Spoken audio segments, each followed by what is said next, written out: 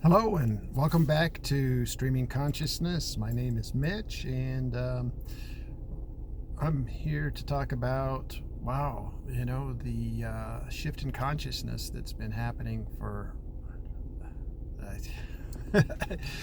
for all my life anyway.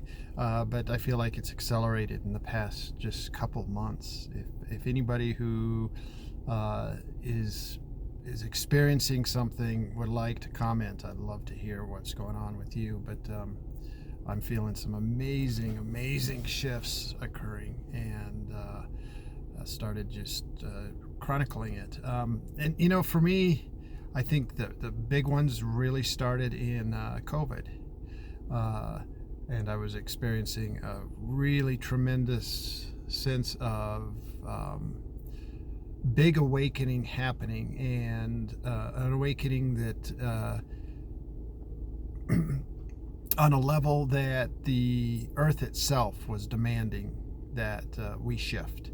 And so it wasn't just human beings, it was the consciousness, and the earth, of course, is part of a stellar body, which is part of a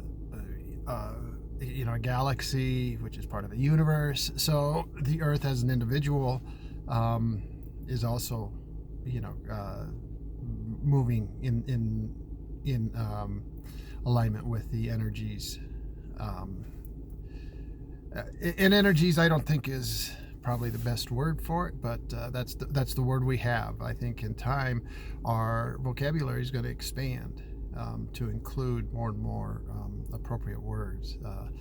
For years I studied with a yogi, and we studied the Sanskrit. Sanskrit is a dead language. In other words, it's not being added to actively, but even then it was even so, Sanskrit is head and shoulders above American English or Universal English, is for spiritual terms. It had little breakdowns of spiritual terms in ways that we don't even have in English at all. So we've got big broad brush terms such as energies. Anyway, I'm a little off topic. Let me get back on. The shift in energies, and what can we do? Right now, things are a little difficult because all the ruckus in the environment, or not in the environment, in the news environment, in the media environment, is creating a lot of concerns for people. And my advice for you on that is to knock it off. Stop it. Turn off the TV, turn off the iPad, turn off the computer, turn off the phone, with regard to mainstream media, and then turn on things that inspire, that you're passionate about, that bring love and light into your awareness, into your consciousness, into your mind, and help yourself focus on that, on the good, on the light, on yourself. Bring your attention back here to yourself, not out there. Out there is a distraction. Your core, your inner self, is where your truth lies. And so a lot of people, they say they're feeling bad and they feel terrible and it's just disgusting, and it's because they're paying attention to what's going on out there.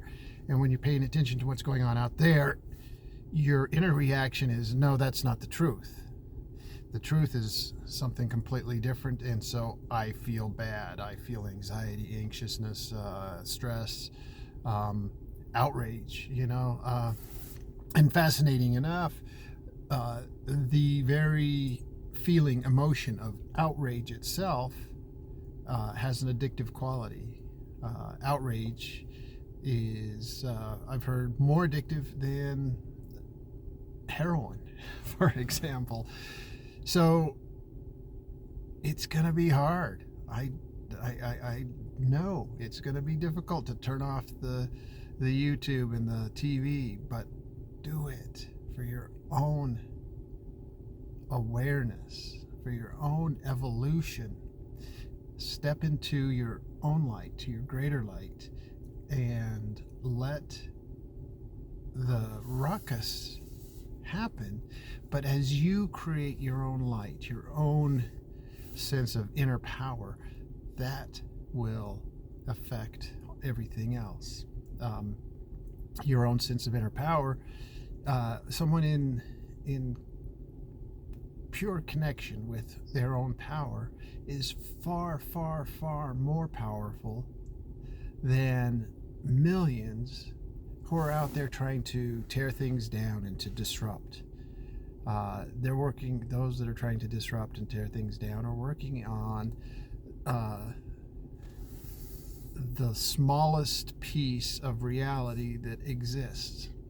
Let me go back to, and I'm going to paraphrase, but the Bhagavad Gita says that everything that is real is eternal, and everything that is not real is not eternal.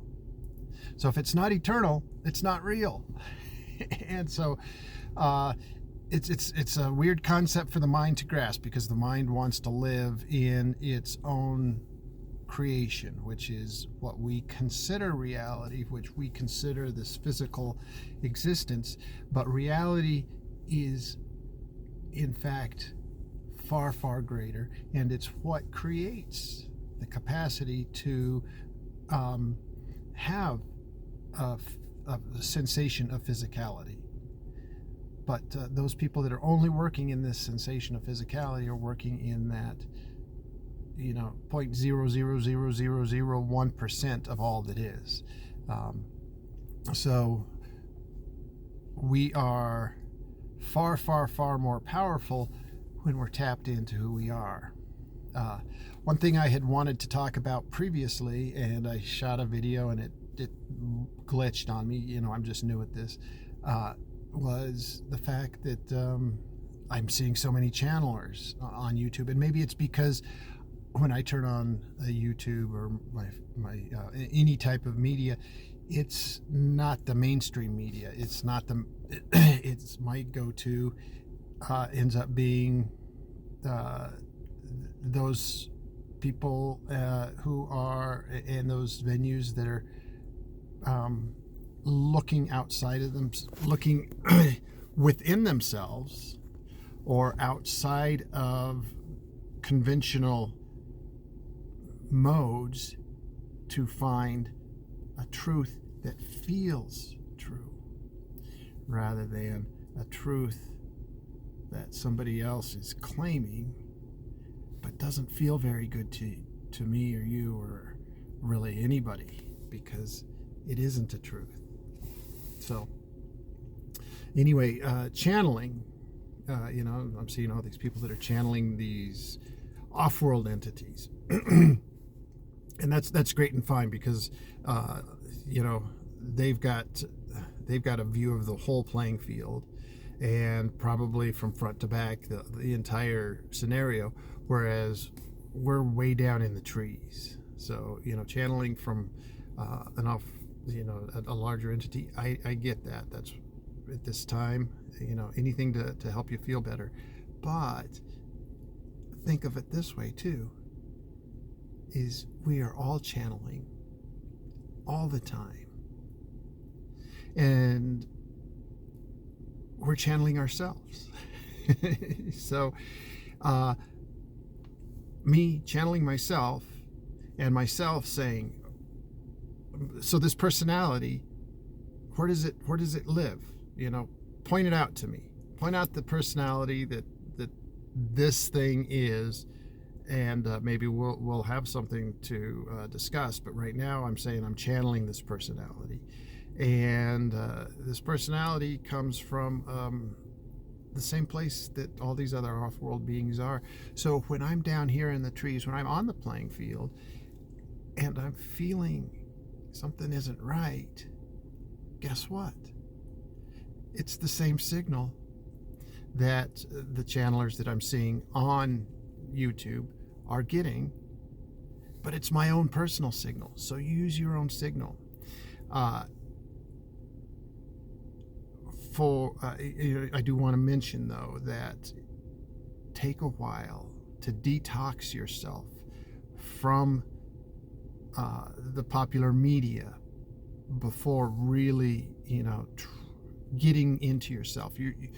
You will get a pure signal from yourself than you will from anywhere else, and that signal is, if you feel bad, it's not good. If you feel good, it's go forward with it, is the basic ideas. But in the beginning, your influence is going to be the media and what's happening out there, and not what's happening in here. So today's little exercise, in order to just kind of tap into yourself and to hear your own inner voice, is to, first off, we always start with the breathing. And I point here because I like to put my tongue to the roof of the mouth, just behind the front teeth. This is a nice little trigger. It activates the parasympathetic nervous system. The parasympathetic nervous system is that system within your body that calms and rests and relaxes.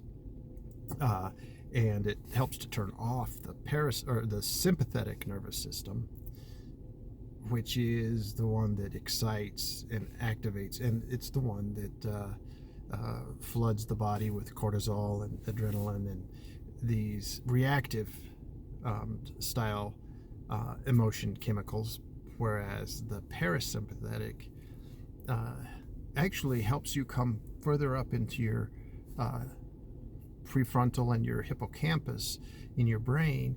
And when you're there, you're allowing the system to process the endorphins and the serotonin. So you're calming the system down, and you're giving it the feel-good chemicals, which also vibrate at a frequency closer to your source or spirit. So let's go with that, okay? So we're gonna kind of turn a switch on with the parasympathetic. We're gonna breathe in and out only through the nose, okay? And I'll go into this at a different time, why only in and out through the nose. But for now, that's what we're going to do, and then we're going to inhale, maybe a count of 2, not a big inhale, but a deep inhale, an inhale that goes all the way to the diaphragm. And then we're going to exhale to a count of 4, or try to make your exhale longer, if not twice as long as your inhale. So your exhale isn't more, it's just slower and longer. And when you have a longer exhale, or your focus, or your it's exhale dominant, you're actively turning off your adrenals. So again, this type of breath puts you into the parasympathetic. In our world today, with the stimulation that is constant, we don't need any sort of upregulating. We want downregulating continuously. And that maybe there's a few instances where we can upregulate, but for today's exercise, we're going to downregulate. So the breath is in and out through the nose, tongue to the roof of the mouth, exhale twice as long as the inhale, and activate the diaphragm with your breathing. Okay? And now, after you've gotten calm in that breath, close your eyes and bring your awareness into the body with the breath. So your awareness comes in and down.